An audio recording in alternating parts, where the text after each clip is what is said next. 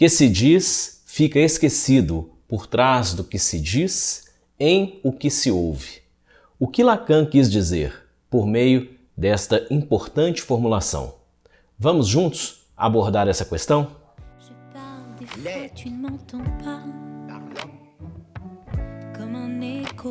Olá, seja muito bem-vindo aqui a esta nova série em meu canal.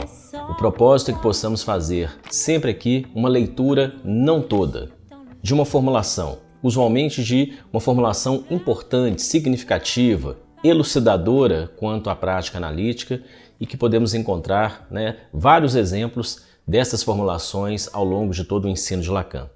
Esta que eu acabei de anunciar, como veremos, é uma formulação muito importante. E aqui estaremos então buscando uma certa escuta e, ao mesmo tempo, uma articulação desta formulação do que está em jogo ali na dimensão conceitual com o território da prática, da experiência analítica. Se você é interessado na prática analítica em nossa atualidade, esteja aqui, faça sua inscrição e vamos juntos dialogando acerca das importantes formulações de Lacan e das possibilidades de leitura, de escuta do que está em jogo nessas formulações. Pois bem, que se diga fica esquecido por trás do que se diz, em o que se ouve. Essa formulação ela é muito interessante e um momento em que ela surge no ensino de Lacan, especialmente, é num texto chamado L'étourdi. É um texto denso, mas ao mesmo tempo magnífico, no que ele proporciona, no que ele tem de atual, tem de contemporâneo, tem de instigante, de provocador. L'étourdi. Um texto que Lacan realiza, elabora no início dos anos 1970, e o seu título já traz algo bem interessante. L'étourdi, as voltas do dito. Além de, certamente, l'étourdi também poder ser traduzido como o aturdito, aquele que fica meio zonzo, meio desnorteado, mas ao mesmo tempo também deslumbrado, aquele que fica um tanto quanto assombrado, maravilhado. L'étourdi significa isto e também Lacan, nesta época, julgando muito com a riqueza do significante, a polissemia, a homofonia, os desdobramentos diversos que as trilhas da linguagem lhe proporcionam, não por um gosto particular, mas porque é sobre isto que o analista opera, é com isto que o analista trabalha.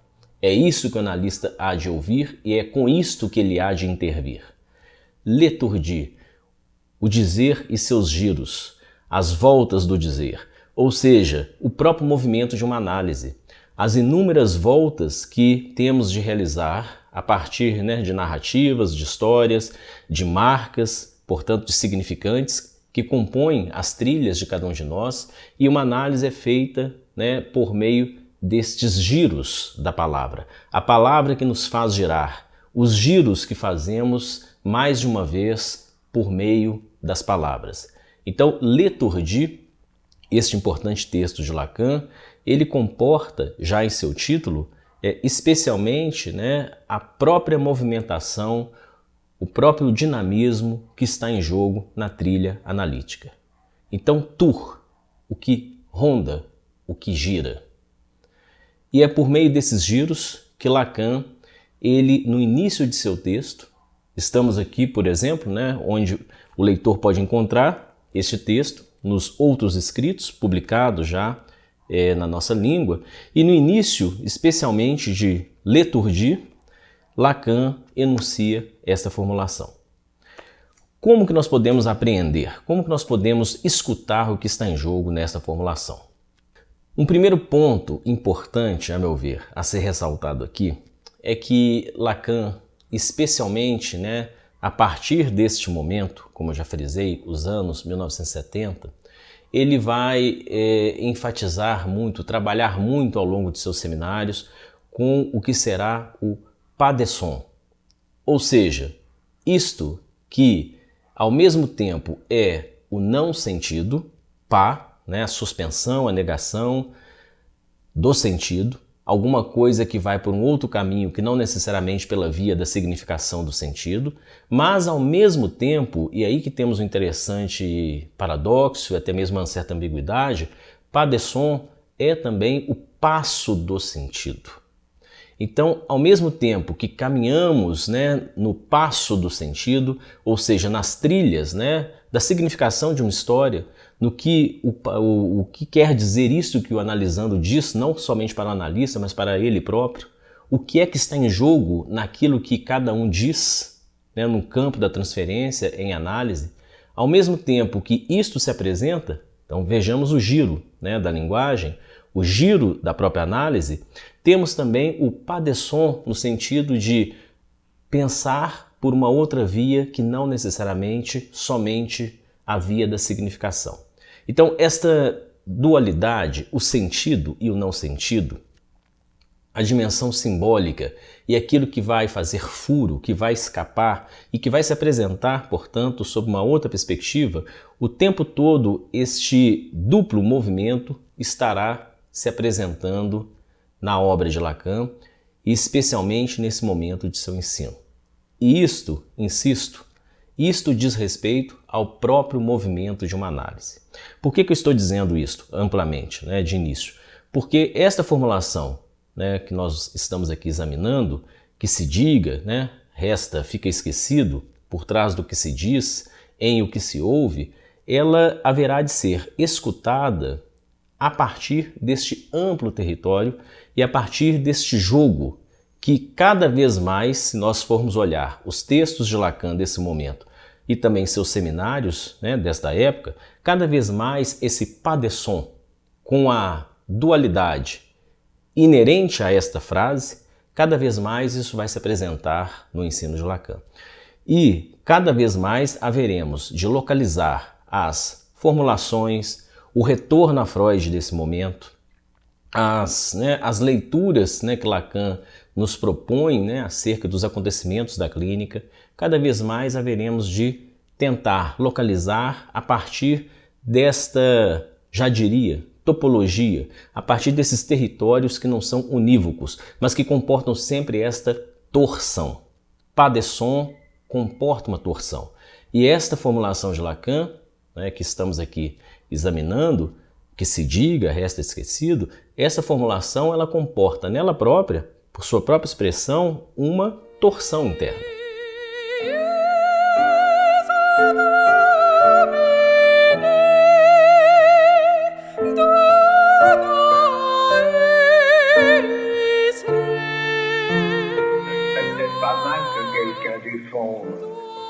Prenne la parole, me pose une question. Ça me montrerait à quelle hauteur il faut élever la voix pour que moi j'entende. Pois bem, o que nós podemos dizer a partir desta formulação de Lacan, bem localizada, esta ambiência em que ela se situa? O interessante é verificarmos o ritmo dessa formulação. Essa formulação de Lacan, como várias outras, ela tem um ritmo, ela tem uma respiração. No mínimo, nós podemos encontrar aqui 4 tempos rítmicos quanto a essa formulação. Que se diga, fica esquecido, por trás do que se diz, em o que se ouve. Estas 4 circunstâncias podem perfeitamente serem articuladas, inclusive, às propostas que Lacan nos faz sobre os 4 discursos e seus 4 lugares. Em uma outra circunstância, eu buscarei fazer esta articulação entre o ritmo, a temporalidade, a respiração dessa formulação de Lacan e a questão dos 4 discursos. Eu já deixo aqui esse apontamento para algum outro vídeo. Eu gostaria agora de, enfatizando essas 4 partes internas, falar um pouco de cada uma dessas partes, para que possamos aí sim alinhavar esses elementos e bem localizarmos o que está em jogo nesta ampla formulação de Lacan. Que se diga, Lacan está aqui enfatizando muito o que ele sempre enfatizou, o fato de nós sermos seres falantes. Mas não seres falantes que são simplesmente detentores, senhores da palavra, do discurso ou da linguagem. Seres falantes no sentido de sermos atravessados o tempo todo pelo acontecimento que vem a ser a linguagem. Lacan, muito atento a Freud, ele vai sempre considerar que nós nascemos num estado de desamparo. Ou seja, necessariamente para que possamos continuar a existir, continuar a viver, é necessário que algo venha ao nosso encontro. Nós não vamos ao encontro das condições mínimas de existência, e aqui é algo que faz uma enorme diferença, uma radical diferença quanto a qualquer outra forma de existência. Nós temos essa especificidade. Se algo não vier ao nosso encontro e não nos tocar de algum modo, usualmente pensa-se isto a partir de uma roupagem imaginária, a partir do encontro da mãe ou do que se faz mãe com uma criança. Mas pensemos na estrutura que está em jogo nesse encontro. Trata-se ali alguém numa posição, de insuficiência, de impotência, é isso que Freud demarca como estado, de desamparo constitutivo, e necessariamente algo tem que nos tocar, algo tem que nos abrigar, nos abordar, inclusive nos alienar. É aí que a dimensão, do dizer e do dizer que toca, do dizer que gera impacto, dessa presença que não é só a presença do leite, do corpo, do calor, do outro, mas é a presença especialmente de uma dimensão que vem junto, e que tem tanta corporeidade, tanta presença quanto esses outros elementos. Essa presença que vem junto é precisamente o quê? É o toque da linguagem que faz marca em nós todos. Então, esta é uma condição de partida fundamental para entendermos tanto Lacan quanto Freud. Nós somos sempre tocados por alguma coisa. E este toque é um toque original, é um toque que funciona como um ponto de partida. Então, esse que se diga diz respeito, na frase de Lacan, a esta dimensão. Tem algo ali prévio, tem a dimensão de uma linguagem, tem a dimensão de um dizer, tem a instância do significante, que, vamos para o segundo tempo da formulação, que fica esquecida. Porque esta formulação inicial, aí que eu retorno ao pas de son, é algo que não comporta necessariamente o sentido das palavras tal como usualmente utilizamos no dia a dia, na nossa comunicação. Porque é uma dimensão em que a linguagem se apresenta, mas pela perspectiva do pas de son, o contrário, o avesso do sentido. É isto que Lacan vai chamar de la langue.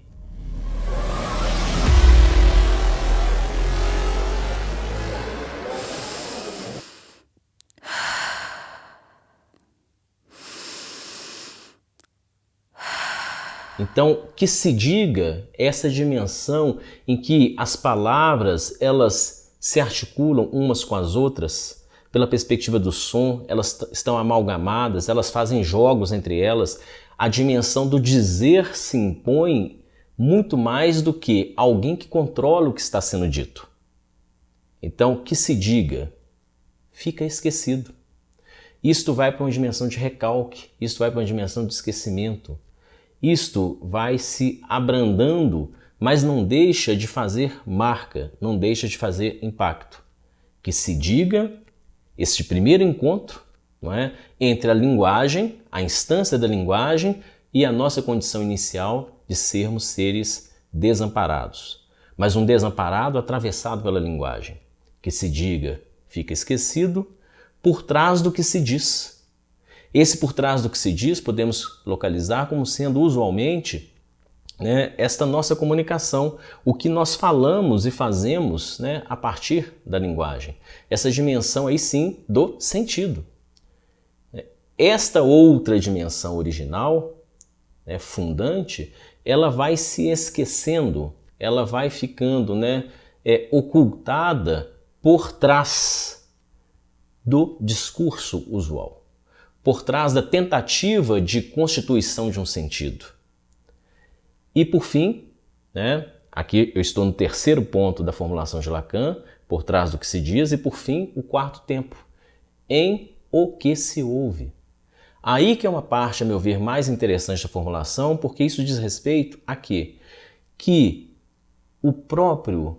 a própria criança na condição de desamparo, à medida em que ela é tocada pela linguagem, à medida em que ela começa a, de maneira balbuciante, fazer barulho, fazer linguagem, ela própria se ouve.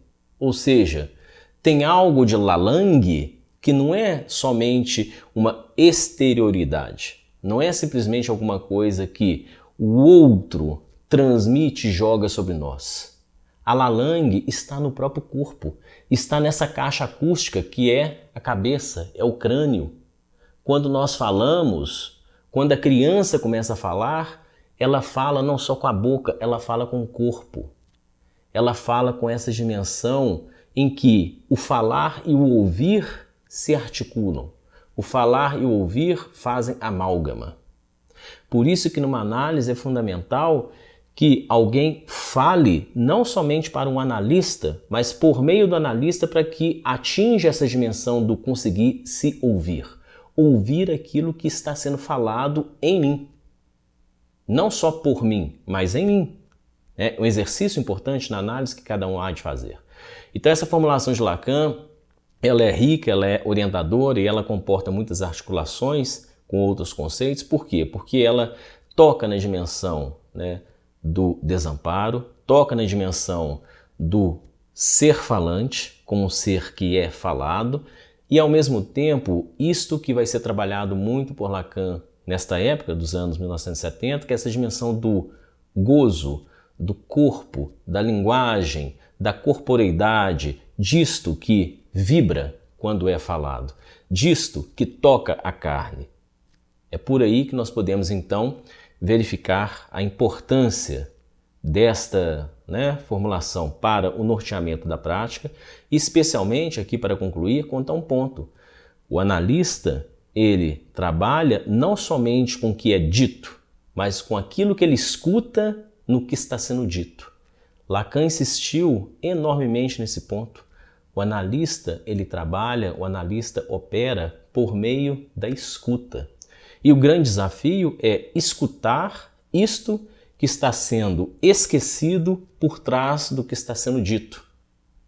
E que não é simplesmente uma dimensão de sentido, mas é uma dimensão que diz respeito a outras formulações como o pas de son, o não sentido, o gozo, Lalang.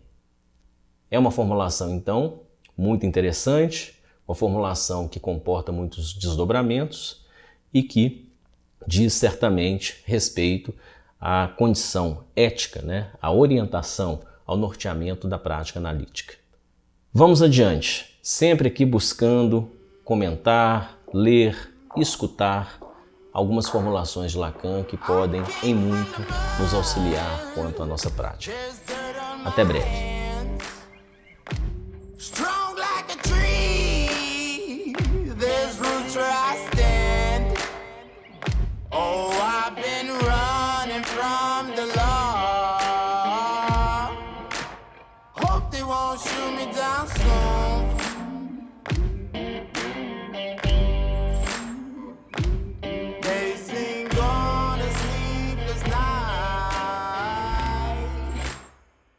Catch me howling at the moon.